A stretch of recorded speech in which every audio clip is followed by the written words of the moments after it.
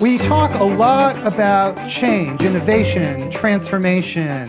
It's one of the hot topics that everybody cares about. But how do you drive change? And what's the difference between somebody who's, shall I say, merely a change agent versus somebody who's actually making change? That's our topic today on CXOTalk. I'm Michael Krigsman. I'm an industry analyst and the host of CXOTalk.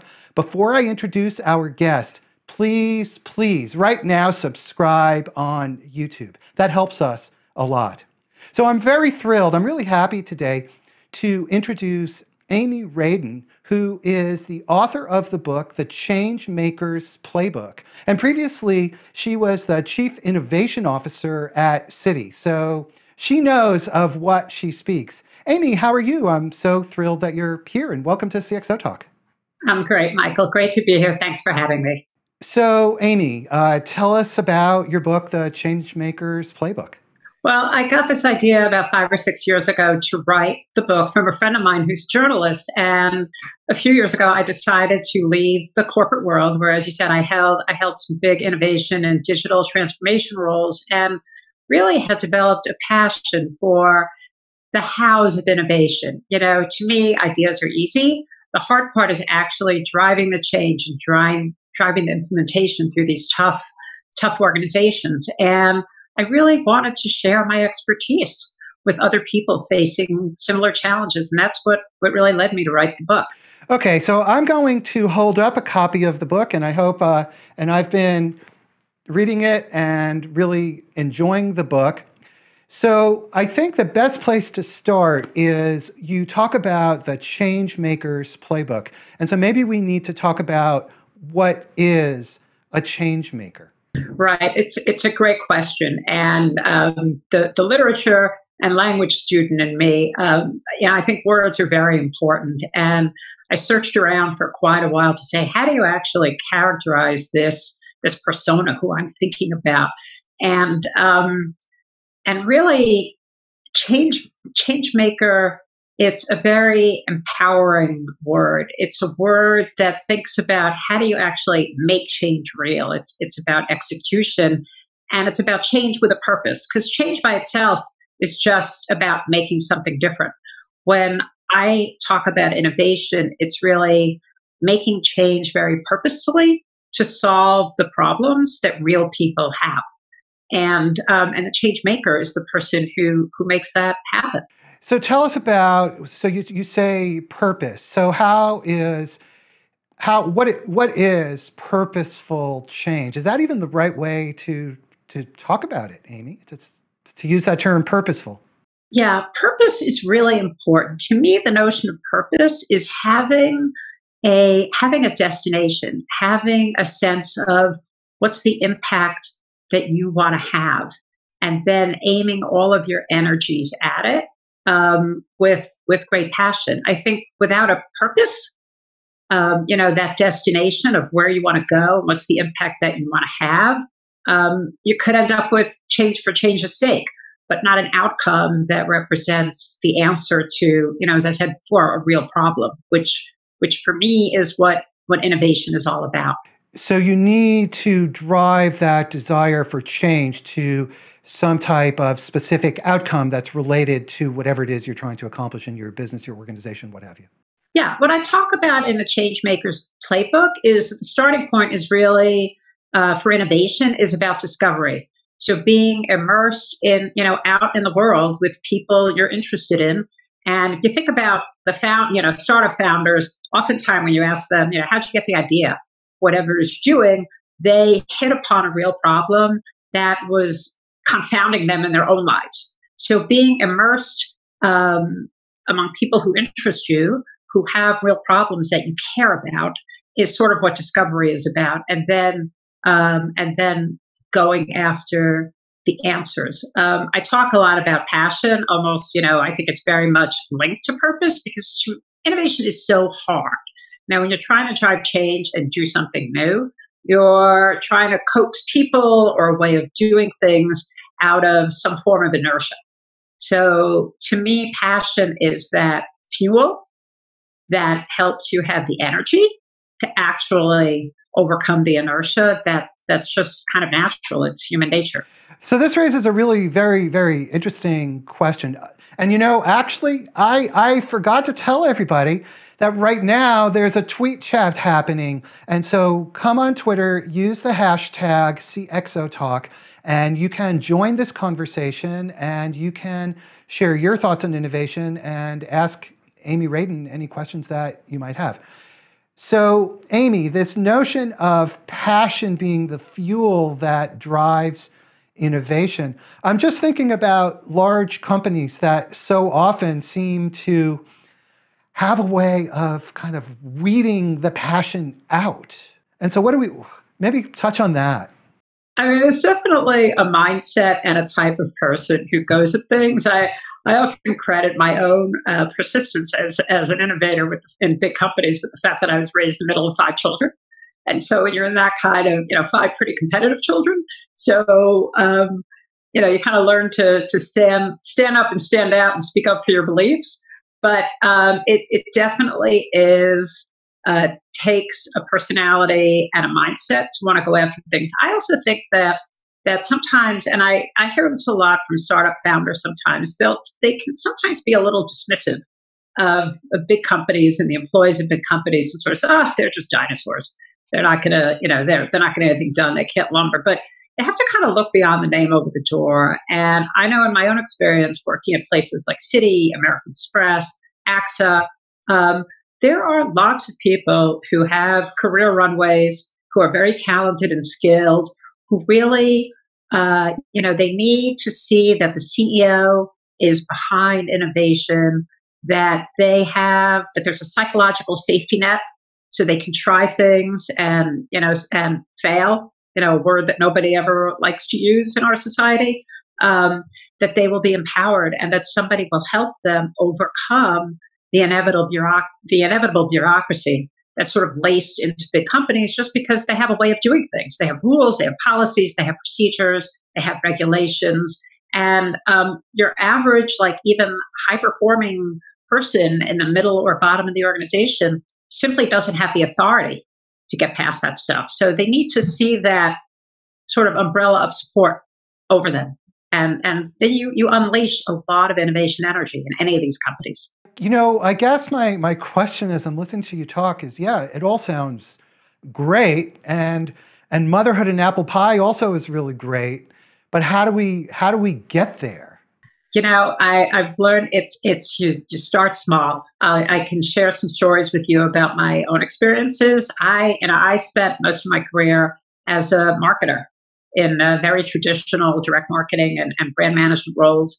And one day my CEO came to me and he said, you need to make this business more innovative because we're not innovative and we need to be. And I started to think about, well, what does that mean?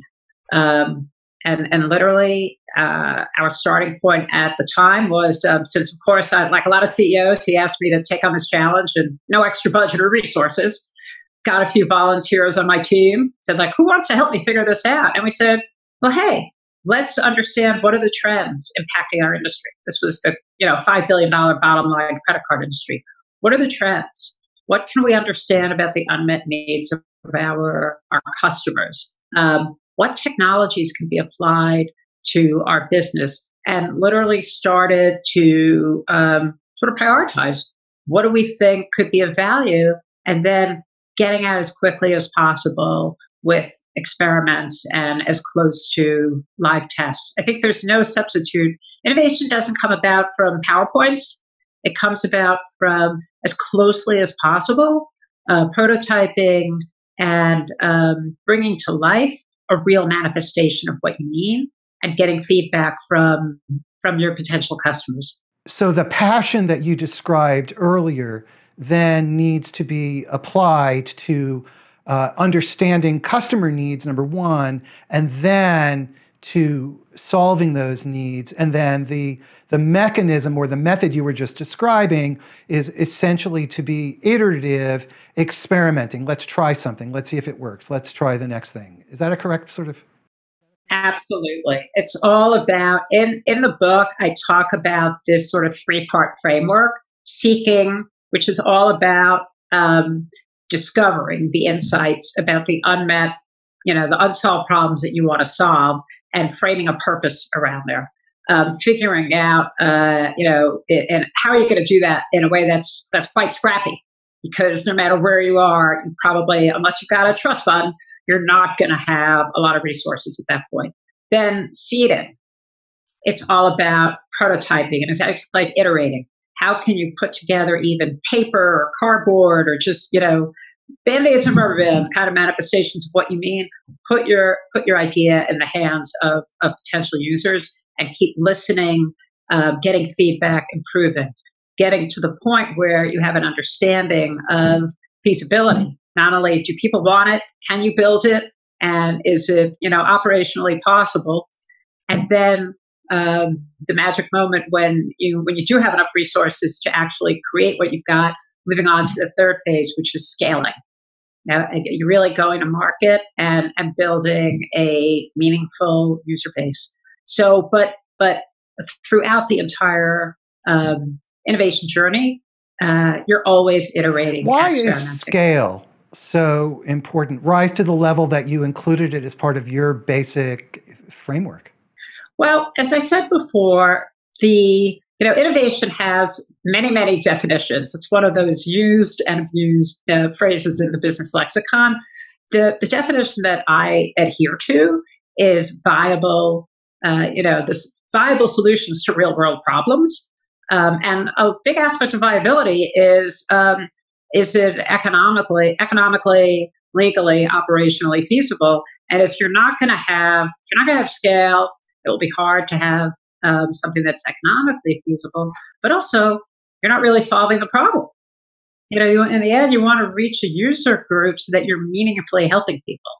And I guess I also focused on it because what I see oftentimes, and you've probably had this experience as well, is that sometimes the people who are really great at the vision, coming up with the concept, doing the prototyping, may not be the people, or may not by themselves have the skill set to move up to scale. And so I think it's important to take into account, how am I going to get there and have the impact I want to have? That's where scale really comes about. I want to remind everybody we're talking with Amy Radin, who is the author, you can see, of the Changemakers Playbook.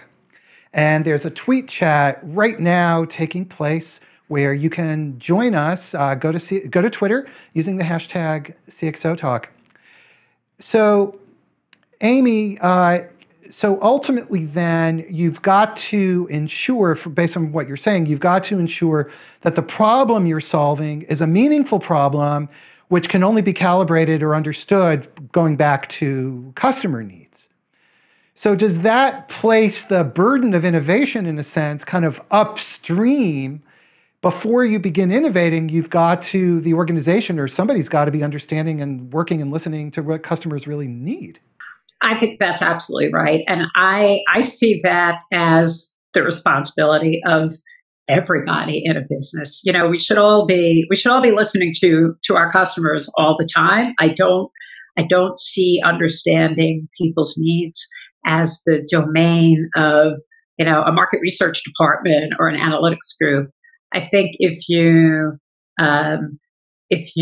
care about your brand and want to build your business or your social endeavor, no matter where you are, what function or what industry, in a world like ours, where people's needs and habits are changing from one day to the next, technology is affecting all of our lives so dramatically, we just all have to stay in touch with what our users want and how we can help them, or it's very hard for any brand to stay viable if all employees aren't doing that. Let me ask you another point of practical advice. So I work with a lot of different companies, large companies for the most part, some smaller ones too. And very often there's this kind of it's almost like anti-innovation antibodies. Right. And I know the reason why that happens, right? It's because if I'm working in a company, I have my metrics, I know what's going to get me my bonus, And now you come along and you tell me I need to do something differently. And you know what? I'm not interested because I'm not going to get my bonus if you do what you say, even if it's great for the customer. Right. So what do I do? What do we do about that? It's a leadership challenge, Michael. I think that, if you look at the stories about companies that succeed or fail at innovation, even to the point for the latter group that they disappear, there's an inability on the part of leadership up to the C-suite and the board to demonstrate through not just talk, but also behavior, goals, talent decisions, that this is in fact a priority of the organization, and that, even as businesses have to deliver on short-term shareholder objectives, there's also a vital need to pay attention to where do we need to go. And that's for many companies becoming a matter of survival. The thing that's interesting is that, and this was something I have learned a lot in the last 4 or 5 years, as I've spent a significant amount of time working with startup founders and their teams, is that sometimes, we who have spent a lot of time in the corporate world maybe a little too often put resourcing on the critical path. Oh, you want me to go do that? Well, I need a team, I need a budget, I need this, I need that. And it's been really eye-opening for me to work with founders and see how they get prototypes to get even that first tranche of angel funding with very few resources. And so there's a way. I think, big companies, mature companies are engineered for predictability and continuity. It's that crank that's turning. And that's really, really important. You want to serve large customer bases with quality. You have to be compliant. You want your systems to be up and running. You have to protect from cyber threats. There's a whole lot of reasons why continuity, predictability, and stability are really, really important. And we all want that. However, innovation introduces discontinuity. So I think the reason this is a leadership challenge is that up to the CEO and board level, you've got to sort of keep that continuity going, but not have the discontinuity of innovation feel like, oh my God, they just sort of bolted to my gears. So how do you have both? That's leadership, and also comes down to very much talent.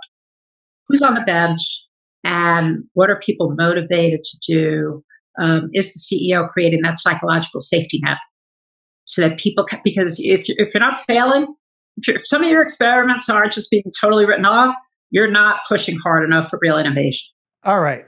Let me make this yet more personal again, okay? Okay. So, and it's not strictly personal about me, but personal individual people working inside a company. So here I am. I'm a middle-level manager. I have kids in college. Right. And you're saying, and my CEO is saying, innovation is our priority. We care about, we're going to do this, innovate, blah, blah, blah. And I'm listening to this and I'm saying, not interested because I need to make my bonus. I mean, you've got the entire weight of the company sort of fighting the goal of the CEO who's saying, we're going to innovate because we're great. And we listen. Not only that, we listen to our customers. Yeah, that's if you recall, like I said, it's talk and action. So you're right. I think it's almost, it's counterproductive to stand up in front of your organization and wave the flag and say, go do this. Innovation, like any other discipline, requires skill, right? It requires a certain mix of talent. So the same way as you're not going to get up in front of a group of people and say, go fight that fire, without the right gear and skill sets, or go build that new system, it's not a fair challenge to send people out on that mission without equipping them and giving them the opportunity to equip themselves with the skill sets. All right, fair enough. So let's say that we've sort of overcome the leadership challenge, and at least I've got a few people inside the company. So now I'm senior management. I've got a few people Right. inside the company, or I'm one of those few people who really, I believe, right? I mean, I know that we have to do this, and not only that, it's the right thing to do for survival, and just ethically, it's the right thing to do. It's the right thing to do. And I want to do it. What do I do? What are the steps? What are the steps I take? And I'm willing to jump in. I don't forget putting together a team. I don't have any resources, and they're not giving me any resources. So what do I do? I've certainly, over the course of my career, I've had those middle managers come into my office or come into my cubicle and say, "Hey, we have this idea. There's something we think would be a really smart thing to do for our customers," and then partner with them on how do you drive it forward? Can you articulate the concept in words? Can you draw me a picture of what it looks like? Let's understand, at least hypothetically, what are the business model drivers that you think are going to move? Let's think about the size of the market. So I think putting together and what would you have to believe to earn 1% market share? So I think there are some very basic steps that any manager can do. Takes time, takes effort, but at the beginning can start off as a pretty rough-hewn qualitative process and good guesswork just based on judgment and your knowledge of your sector to define a concept. I think what happens oftentimes is, even though we have 2 ears and only one mouth, we tend to be better at jumping to opinions and telling people what's wrong as opposed to listening. And I think there's a better chance of cultivating that rough, "Hey, what do you think of this conversation?" if the answer is not, "Oh, we tried that before. No, that'll never work. How will we ever make any money?" I mean, we've all heard those answers. I say if you come back, if you're working with a manager or a team who's able to come back and say, "Well, tell me more about that," or "What made you think of that?" or "Gee, let's think this through." And it's frightening for somebody in a very established traditional company where it's that continuity thing is what is generally rewarded. It is very frightening to come forward and say, "I want to do this other thing," because you're right. People have families, they have bills to pay, they may have college tuition, they have a mortgage, they have student loans. You're taking personal risk. So, a part of what I think, if you want to be a change maker and you don't see that hook in the environment that you're in, where you can get, your idea can start to get a breath of life, right? A shot at life. You may have to ask yourself at some point, am I in the right culture? And decamp to a place where there is a greater receptivity. I was very lucky.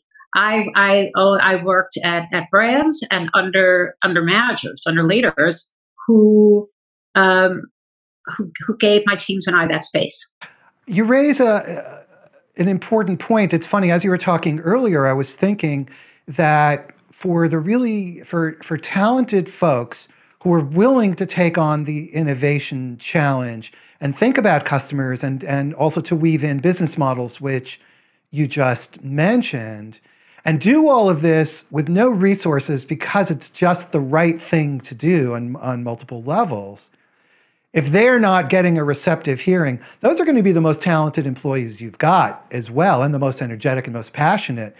And if you don't respond, those people will leave.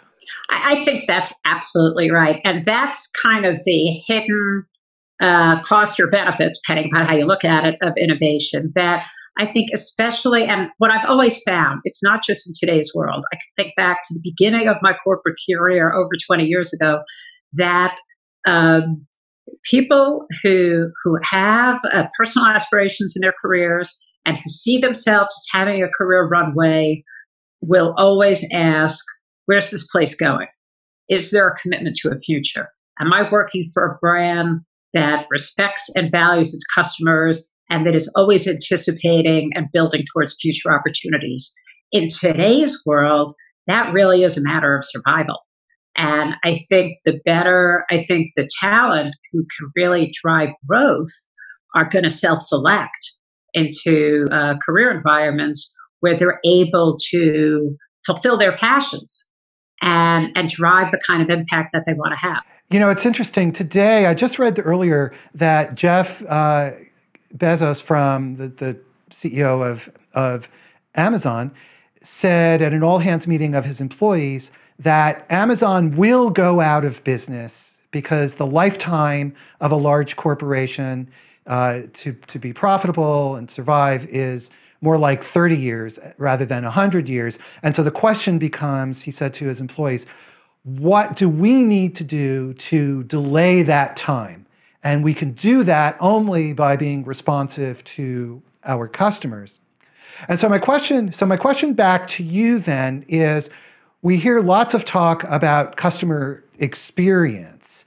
And so where does that link into this conversation about innovation and being a change maker? Sure. Well, I think, oftentimes, the natural place that a lot of companies go when they think about innovation is product. Now, I need to make another product. And then I get more shelf space and I can get more sales and more revenue and more profits. The problem with that is because the cost of technology have come down and any of us can start a global business manufacturing across the world from our kitchen tables, product innovation has a pretty short shelf life. It's the easiest to copy. And so it's about the worst place to limit yourself in terms of a defensible, a differentiated new market position. Experience, on the other hand, is very broad, and I think sometimes people shy away from it because it's more nuanced, it's more complex. It's not a silver bullet, but if you can think about from end to end the experience of how somebody solves a problem, where you may step in from how they even figure out they have a problem to ultimately making a buying decision and then having an after purchase experience. There are many steps along the way. So you think I spent a couple of years working in the life insurance industry, and that's an industry that I think is going to be, even in insurance, at the slow end of change. It's extremely complex industry. But if you look along the entire experience from what causes somebody to get up in the morning and think they need to own life insurance to what is it like to actually own that policy, there's almost an unlimited set of places where your intervention as an innovator in the experience can differentiate you and endear you to your policyholders. And so I think you have a lot more opportunity when you think about the experience, and what you end up creating becomes much more ownable by your brand. So therefore the implication, obviously, as it seems to me, that organizations that are looking at innovation need to spend at least as much time on that end-to-end customer experience as they do on their product. Yes, and I think companies, I'm doing advisory work with some startups right now, and one of the companies, which will go unnamed, it's a fantastically innovative, very successful company, amazing tech capabilities, incredibly talented people, product pushers. And the conversation I keep having with them as we talk about business development and how to increase their presence in large enterprises, which is where they want to sell. It's really got to think about, stand in the shoes of your potential customer and forget about your product and your sales goals. Think about what's their job like? What's their boss hammering them about? What are they like as a human being? They're not just a title, right? And how can I really help them succeed? So it's that attitude of, how can I help the people I want to serve be successful versus how can I get them to buy my thing? And starting with like that mindset shift gets you right into experience. And as I said, gives you a much bigger opportunity set than if you're just thinking, gee, I want to make another version of what I already have. We have a question from Twitter that's related to all of this, which is how do you approach business model innovation? It's one of the things you touched on earlier, so I'm glad this question came up. Yeah, it's a great question. And business model innovation, I think, is one of the toughest nuts to crack when you think about all the different types of innovation. So I'll tell you about a process that we used early days in the credit card business when we were really trying to understand what are the implications of digital on that business. And a lot of the stuff, now it's going to seem really old hat, but then it was pretty breakthrough. We said, look, what are the customer behaviors that impact our business model today? And obviously, credit card, pretty straightforward. You've got people apply for the card, they get the card, they use the card, they keep the card, they pay their bill or not. There's like 7 or 8 behaviors. And then we started and those are all elements of the customer experience, and they're very important to the business model.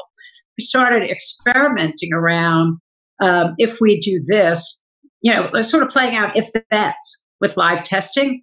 And what's really important when you think about business model innovation is you can't just look at one line in the P&L, the balance sheet. You've got to look at the totality and not assume, because many counterintuitive things can happen. But I think getting to those drivers of behavior and starting to conduct experiments and looking at the total impact can point you in new directions. That's interesting. So can you elaborate on this point that you have to look at the totality of customer interactions, relationships, as opposed to looking at one line item when it comes to business model innovation? Sure. I'll give you an example. Again, back to my time in credit cards. The credit card industry charges late fees, right? And we all know about that, even though hopefully none of us are paying them. But the industry charges late fees. And at one point in our business, we saw late fees going down.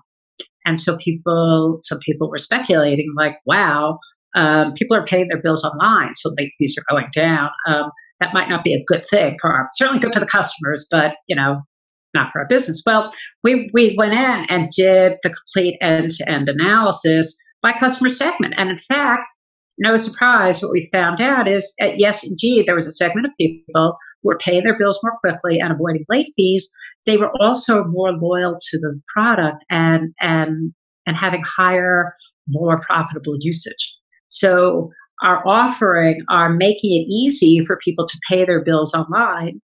A customer experience innovation moved 2 different spots in the P&L. But if you only looked at one, you would have thought, oh my God, I have a problem. My business model is breaking. But when you step back and look at the customer P&L, it's like, wow, this is great. I have a healthier customer relationship. Better for them, better for me. But that's a really hard thing to do for many companies because they're siloed, right? They have a siloed bureaucracy that maybe bureaucracy is too harsh a term, although I'm not sure. Well, they're bureaucracies. So they have siloed organization that looks at a piece of the customer, not at the whole customer relationship, which makes it almost impossible to understand how the pieces link together. Well, you may find that, and you're right. And then you get down to real basic nuts and bolts stuff like accounting systems. I've been in organizations where there's no real activity-based costing. So if you have one segment of your population that's more digitally engaged, so their servicing costs are lower, you can't reward the product manager or segment manager for that benefit. So there's all kinds of issues up and down. I think in a situation where the data may be siloed or people don't want to give you the data, the systems may not give it, you may have to start with a quantitative survey. You may have to start, with some kind of ad hoc analysis. You may have to do something manual. I remember early on, at one point, we were bringing digital into the business, and people were saying, "Well, what's the impact on the call center? Are telephone calls going up or down because of digital?" That's not a really basic question, right? Well, it turned out the way the operation system was built for the call center, it literally did not capture the data that we needed in the logs, so we could even do that analysis. And I had an analyst doing it manually with tick sheets and Excel, to do a sample of at least a couple of hundred, so we could start by figuring it out. Then when you start to see it's worthwhile, at some point you've got to say, okay, I've got to, I've got to change my system so I can capture and track. But even just forget about silos. Just tracking may not be in place because the systems were built for other purposes. You start with a manual sample and see if it's worth continuing. So you've got to essentially figure out how can you collect the right type of data so that you can really understand what's going on. Because if you look at one piece of data without understanding the totality of that customer relationship, you may be optimizing for the wrong thing, essentially. Yeah. And I think the challenge a lot of businesses have is, I think most companies are optimized for product. Now you have to measure and reward, and product is tried and true, more straightforward. It's a little bit of like, twisting your arm in the wrong direction to all of a sudden say, well, let me understand the customer view. And I think even in 2018, there's no CEO who will say they don't want to be customer centric. Metrics and tracking continue to be challenging when it comes to really understanding customers as whole people and human beings in their relationship with your business. It's virtually always going to be a little jerry-rigged. Maybe not at a company like Amazon that's so advanced and sophisticated, but in general, it's going to be a little jerry-rigged at least. So you've mentioned metrics. What are the metrics that are associated with change making and innovation? I mean, I know at the end it's like, okay, well, the metric is, are we making more money? But that takes time. And how do you know you're going in the right direction along the way? Well, the caution I always give change makers when they think about metrics is that one of the best ways to kill an innovation is to impose the overly precise metrics of a traditional business on your innovation. So just think about this. If you are creating something that's truly innovative, how is it possible that the way you measured something else, maybe for decades, is the right set of metrics to impose? And if you have no end market experience, is it appropriate to try to even build a P&L? And I learned this, full P&L. So I learned this years ago, early in my career. I was working on a new product, and my team and I went to our president to show him what we had. And, we had the spreadsheet carried out, the 5-year net present value and everything to the penny. He started laughing. And I said, how could you possibly know this? So it was great to get that very empowering to get that direction from division president in a Fortune 100 company. You don't awfully, that was very liberating. And so when you're early in the game, much more productive to say, okay, and one of the questions I ask is, what would you have to believe to get 1% market share? So, do a rough schematic that helps you understand, well, what's the demographic and profile of the people who I think would want this innovation? Tons of public data, you do a sizing, and then say, well, what if I got 1%? Because 1% is pretty hard to get 1% market share. So, but it's a kind of credibility test. And then you can start to look at, well, what do I think the major drivers of revenue would be? You write down the line items. What do I think the major expense areas would be? And where would I have to invest capital? So at least you have a list of the literals. And then, we used to go, in one of my innovation roles, we would start those discussions out with small, medium, low. We'd have a discussion around metrics without numbers. And then we would do this 1% test. So I think about how much precision is reasonable at what point in the game. And as you're iterating with your prototypes and tests, seek to gather the data that will allow you to get more and more precise. That's really what's happening in the seeding phase. When you get to the business model and that green light moment when you're funded, it's sort of the results of your prototyping and your work on the business model are converging. Amy, I asked you earlier, what should innovative employees do that are struggling for support? But what about senior managers who are innovative and they're having trouble finding employees who really want to get on that bandwagon? What should senior executives do in that case? Yeah. Well, first of all, I can tell you, it's having been a chief innovation officer twice at both Citi and E-Trade. It's a lonely job, and I'm like a lot of jobs in the C-suite. You're up there, people below may be afraid to tell you what's going on. People above are very demanding, and you have to be accountable to them. Your colleagues are worried about what you're up to, so it's lonely, and no matter what level you're at. And what has been amazingly helpful for me always in these roles is to find like-minded people, either inside or outside. So really having a network of fellow innovators. There are lots of networking groups and professional organizations where you can find fellow innovators. They may not have the innovation title. They could be technologists, they could be marketers, they could be product people, they could be digital. It's really a mindset and a focus. But having that network of like-minded people who you can kick around problems with and with whom you can brainstorm, really important. The other thing about finding the change-making talent in the organization, a change maker is it's very unlikely that all the skills and leadership qualities of a change maker are going to be in one person. It's really a composite.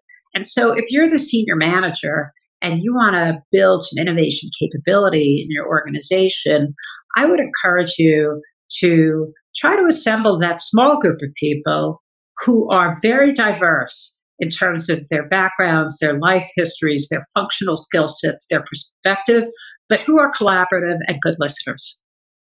And give those people the air cover. So, I've been in situations where I've come into roles where people said, "Oh, you're going to have to get rid of those people. They're just terrible." And in the end, there are always diamonds in the rough who you can identify, you can empower with the right role and some air cover, and you will find some talent. And then for your outside network, you can fill in the gaps. Okay, we're winding down now, but we have another really interesting question from Twitter. How do you determine the right metrics to capture, and what if that means that you have to change the business? Not an easy answer to that question, but I would say depending upon where you are with your innovation, it all goes back to, I think a good place to focus is who are the customers with whom I want to, direct my future? What are their needs and behaviors? And how do I see them behaving even in the category in a way that would give me a fix on where is their opportunity? And conduct as many experiments as you have. I think one of the things that holds us back on a business model, we get very trapped inside how the revenues and expenses happen. And there has to be almost for the experimentation piece of your life, a little bit of suspension of belief that you're willing to go and muck around with some ideas and not impose preconceived notions of how you're going to create the business model, but you let the data emerge from how people are behaving. And there will always be surprises. Sometimes things won't work, but there will be positive surprises if you can just sort of control yourself from letting your existing knowledge sort of filter out the new gold nuggets. Okay, excellent advice. Amy, as we finish up, what advice do you, you've been studying, you've lived this, you've studied it, you've written a book about it all. So if you were to sum up everything that you've learned, these many years and experiences that you've had, what advice would you have to share to any audience that you think would be appropriate? I think, and this has been a great journey for me because I innovated my career, right? I undertook a tremendous pivot personally in the last couple of years. I'd say, thinking back to my corporate roles and even more recently, you've got to connect to what it is you're passionate about and get out into the world to see how other people are, connecting with people who share your passion and from whom you can learn. So it's very much about the network. So if I had to shortlist, it's get in touch with what you're passionate about and get out into a network to connect with like-minded people, and things will start to happen. So another way of saying it might be figure out what you really care about, do it, and then find others who care about something similar who will join you in that journey. Because the idea of the lone wolf innovator is a real fallacy. Really takes a team, and you can't be resourceful without a great network, and you won't have resources when you start. So everything is about your relationships and your network and your passion as a starting point. I love this. I mean, you speak with somebody who's really obviously done it. When you talk about you won't have resources when you start, that's the way it works. It is, and I'm a pragmatist. I'm not a blue sky, cool stuff innovator. I'm about getting stuff done. But it starts with passion. It doesn't start with a spreadsheet. Okay, Amy Radin, thank you very much for spending this time with us today on CXOTalk. You're welcome, Michael. It's been really great talking to you. Thank you so much for having me. Wow, another really fast conversation. I wish we had a few hours to have these discussions because the topics are very rich. We've been speaking with Amy Radin, and you can see her book here, The Change Maker's Playbook. It's a book that is obviously born of both research and personal experience, and that's the best. Everybody, thank you so much for watching. Before you go, please subscribe on YouTube. And would you also please tell your friends and tell your colleagues about CXOTalk, because we need your support. Go to cxotalk.com. We have a huge number of videos, and there's more coming up. Thanks so much, everybody, and I hope you have a great day. Bye-bye.